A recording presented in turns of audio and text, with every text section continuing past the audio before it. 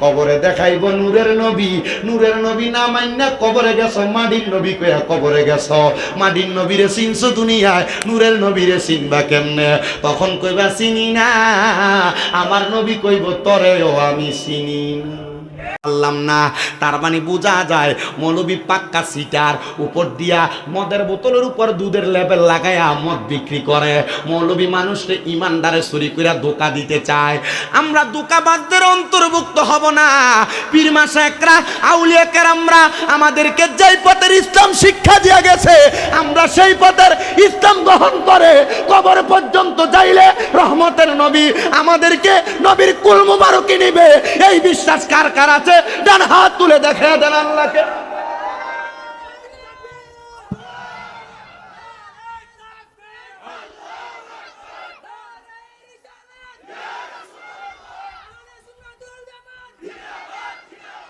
মাজার আর আউলিয়া কেরাম পন্থীরা আমাদেরকে যে ইসলাম শিখাইছে, মৌলভী সাহেব ফান্দাবি লাগাইয়া মাথায় ফাগরি লাগাই এই ইসলাম রে কয়, এটা বলে ভণ্ডামি আর বেদাতি। তার সুট্টার করে সুট্টা, ইসলাম ধর্ম চিনস না কোনটা? আমি আগে মনে করতাম যে কওমিদের সাথে আমরা একটা দ্বন্দ্ব মনে হয়, আরে না, আমি এটা মাসালাগত দ্বন্দ্ব। কিন্তু এরা যে ইমান চুরি করতেছে ডাইরেক্ট ইমানই দ্বন্দ্ব লাগাই দিছে এরা। কথা কন না কেন? কথা কন না কেন? আমি কওমি কয়েকটা বড় বড় আলেমদের সাথে কথা বলছি। আপনাদের তো, আমি নিজেও কওমি মাদ্রাসায় পড়ছি, কওমি মাদ্রাসায় কারিয়ানা করছি। দেখলাম যে ওনাদের সাথে আমাদের দ্বন্দ্ব কি নিয়া? মাসলাগত দ্বন্দ্ব, মুস্তাহাব মুস্তাহসান বিষয় নিয়া। ওনাদের অনেক বড় বড় আলেমরা ওনারা নিজেরাই বলে যে তারা তাদের নিজস্ব আকীদার কাজ করবে, আমরা আমাদের কাজ করব। যদি তোমরা ইসলামের বৃহৎ স্বার্থ চিন্তা করে এগুলা নিয়ে বাড়াবাড়ি করবা না। এখন আমি একদিন একজন হুজুরে প্রশ্ন করলাম, যিনি আমার কওমি মাদ্রাসায় আমার দিনই প্রথমে নুরুল আনার পড়াইয়া, এরপর আমি দিনের কাছে মিজান মুসাইব করছিলাম। যদি গেলাম হুজুর, তো এখন যে কয় আল্লাহরে সর্বশক্তিমান কোন যাইতো না, হুজুর এটা কেমন ইমান? কয় এটা ফাঁকা কাফের। কথা কয় না, এটা ফাঁকা কি? আমি কইলাম হুজুর, এই যে আবার ফতোয়া দিয়ে দিল মা খাদিজাতুল কুবরা কোনোদিন নামাজ পড়ছে না, রোজা রাখছে না, মা খাদিজাতুল কুবরা কোনোদিন ফরদই করছে না, হুজুর এটা কেমন? কই এটা ঈমান তো গেছে গেছে, এর ঈমান যে গেছে এটা নিজেও জানে না। ঈমানের বয়ান দিছেন আমারে, ঈমান টহায়া ভাইতেন না বেটা। এটা কি এর প্যাকেট বাবা? আচ্ছা, এটার ভিতরে যদি টিস্যু না থেকে যদি আপনারা ময়লা কাগজ দিয়ে ঢুকিয়ে দিয়ে লেবেল লাগাই দিত, আপনি চিনতেন নি এটা? আপনি মনে করতেন এটা কি এর ডিব্বা? নামের লগে ইসলাম, ইসলামের কিছু নাই। ঠোল, লজ্জা নাই, শরম নাই। আবার এর পক্ষের লোকেরা এর পক্ষেই দালালি করে। এই দালালেরা সাবধান হয়ে যাও। আল্লাহর কোরআন রাসূলের পাকের ইজ্জতের চাদর ধরে টানাটানি করলে তোমাদের জিহ্বা বাংলার মুসলমান ছিঁড়া লাগবে না। আল্লাহ তোমাদের মরণের সময় জিহ্বায় কামড় দিয়ে মারবে, জিহ্বায় কামড় দিয়ে মারবে, জিহ্বায় কামড় দিয়ে মারবে। ডান হাত তুলে বলেন ঠিক না বেঠে? ঈমানের ব্যাপারে সতর্ক। আমরা আজকের এই বিবাড়িয়া জেলার অন্তর্গত কি থানা এটা? সরাইল থানা থেকে আমরা বাংলাদেশের প্রধান উপদেষ্টা অথবা বাংলাদেশের নির্বাচন পরবর্তী যে সরকার আসবে, এই সরকার পক্ষ থেকে একটা দাবি আজকে শাহজাদাপুর থেকে জানাইতে চাই। হে বাংলাদেশের সরকার পক্ষ, বাংলাদেশে ইসলাম ধর্ম সহ বাংলাদেশকে টিকিয়ে রাখার জন্য যিনারা তাদের গায়ের ঘামকে, তাদের শরীরকে বিনষ্ট করেছেন, ওনারা আউলিয়া কেরাম, ওনারা সুফিবাদী, এই সুফিবাদীদের মাজারকে যারা 5 আগস্টের পরে ভাঙছে, আপনারা যদি সুন্নিদেরকে ওয়াদা দেন এই মাজার ভাঙনেওয়ালাদেরকে শাস্তি দিবেন, আমরা সুন্নিরা আপনাদের সাথে আছি। আর যদি কোন যে হেতারারও তেল মারবেন, আমরারও তেল মারবেন, আপনারা বুড়ি আঙ্গুল।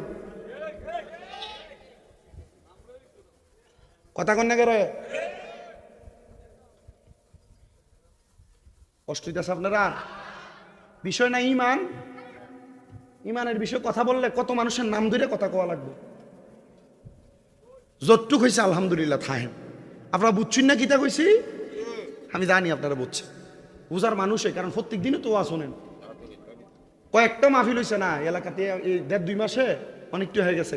আপনারা এইসব বিষয় জানেন। তো যেই কথা বলতেছিলাম, আমানতু বিল্লাহ, কার প্রতি? আল্লাহর প্রতি ঈমান। আল্লাহ ছাড়া কাউকে সিজদা দেওয়া যাবে না। ওয়া মালাইকাতিহি, ফেরেশতাদের প্রতি ঈমান। কোন ফেরেশতা? মারহাবা কোন? শুধু কি দুই কাঁধে দুইজন ফেরেশতা? হায়াতুল হাইওয়ান কিতাব পড়তে দেয়া দেখলাম আপনার আমার হাতে আঙ্গুল কয়টা? 10 আঙ্গুলের মাথায় 10 ফেরেশতা। আপনার আমার পায়ের আঙ্গুল কয়টা? পায়ের 10 পায়ের আঙ্গুলের মাথায় 10 ফেরেশতা। আপনার আমার চোখের পাপড়ি, 2 চোখে 4 পাপড়ি, 4 পাপড়ির মাথায় 4 ফেরেশতা। 2 ঠোঁটের মাথায় 2 ফেরেশতা, নাকের আগায় 1 ফেরেশতা, 2 কানের মাথায় 2 ফেরেশতা। ও ফেরেশতারা, তোমরা কেন এত জায়গার মধ্যে বিরাজমান? কয় তোমরা না ফেরেশতাদের প্রতি ঈমান আনছ? তোমরা হাতের আঙ্গুল দিয়া কি গুনাহ করো, হাতের আঙ্গুলি দিয়া কি সওয়াবের কাম করো? আমরা ফেরেশতারা তা জানি, তা লিপিবদ্ধ করি। এই জন্য ফেরেশতাদের প্রতি ঈমান আনা জরুরি। আপনার প্রতিটা কদমে কদমে আল্লাহ তাআলার 10 জন করে ফেরেশতা থাকে। ওই ফেরেশতারা আপনার কদমের হিসাব লিখতে থাকে। ওমালা ইকাতিহির পরে ওয়া কুতুবিহি, কিতাবের প্রতি ঈমান। কোন কিতাবের প্রতি ঈমান? আল্লাহর পক্ষ থেকে আখিরি নবীর উপরে 104 খানা কিতাব আসছে। এর মধ্যে 100টা সহিফা আর 60টা কিতাব সর্বশ্রেষ্ঠর অন্তর্ভুক্ত।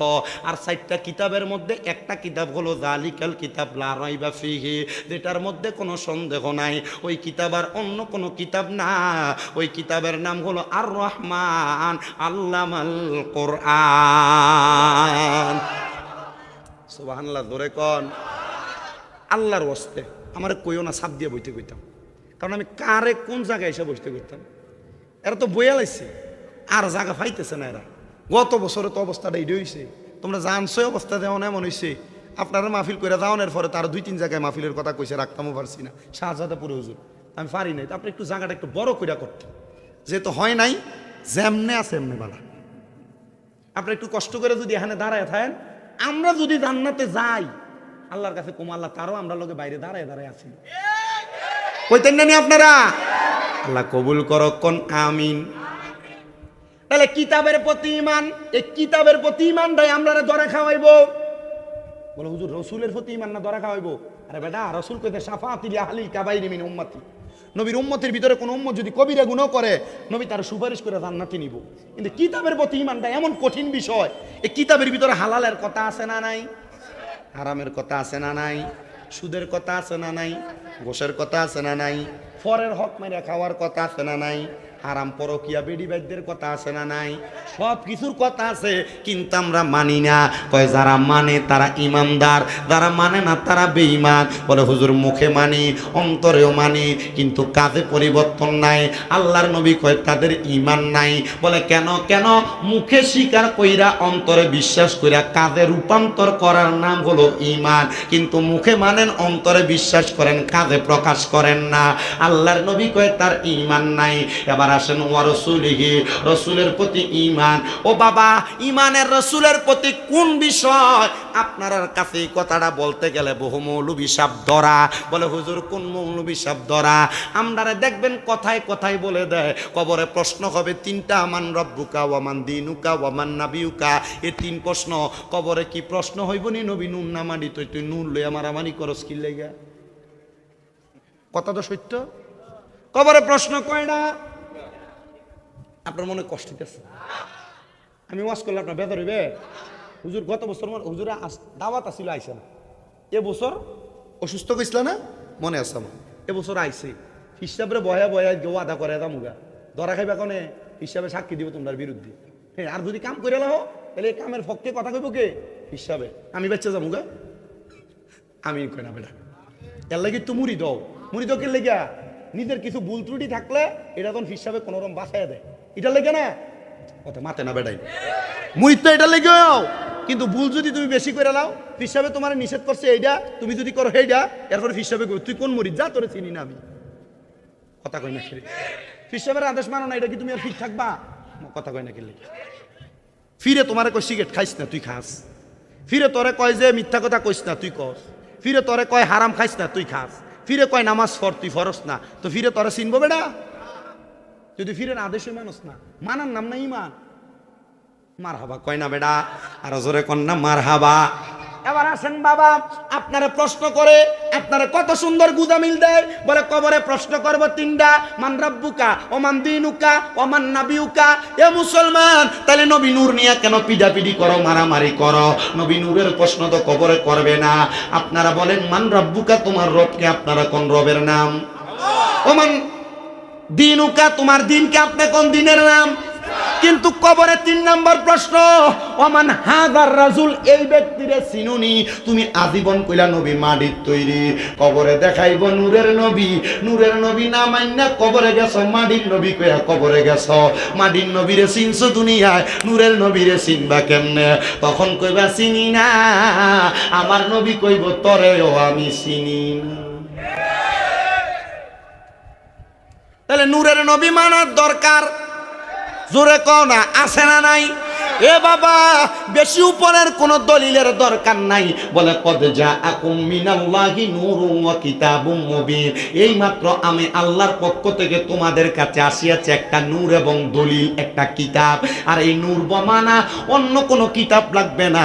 তাফসীরে জালালাইন শরীফের মধ্যে বলতেছে ইয়ানে নূরুন বমানা মুহাম্মাদুর রাসূলুল্লাহ সাল্লাল্লাহু আলাইহি ওয়াসাল্লাম। জোরে কোন সুবহানাল্লাহ। ওই নবীরে নূর বলতে আল্লাহর কোরআন। এই তাফসীরের কিতাব আমরা আলিয়া মাদ্রাসায় পড়ি, এই তাফসীরের কিতাব কওমি মাদ্রাসায় পড়ে, এই তাফসীরের কিতাব সালাফিরও পড়ে। তো যারা নূর মানে না এটা তাদের বিষয়, তবে আমরা নবীর নূর মানি। বলে নবী নূর ঠিক আছে, নবী মানুষের রূপে দুনিয়াতে আসছে, মনে রাখতে হবে মানুষের রূপেও যদি আসে, নবী মানুষের মতো মানুষ না। বলে হুজুর কেন? এই যে দেখেন আপনারা, তাকে যে স্টেজটা সাজাইছে ফুল দিয়া, আসলে কি এটা আসল ফুল না নকল ফুল? এটা ফুলের মতো, এটা ফুল না। নবী মানুষের মতো মানুষ না।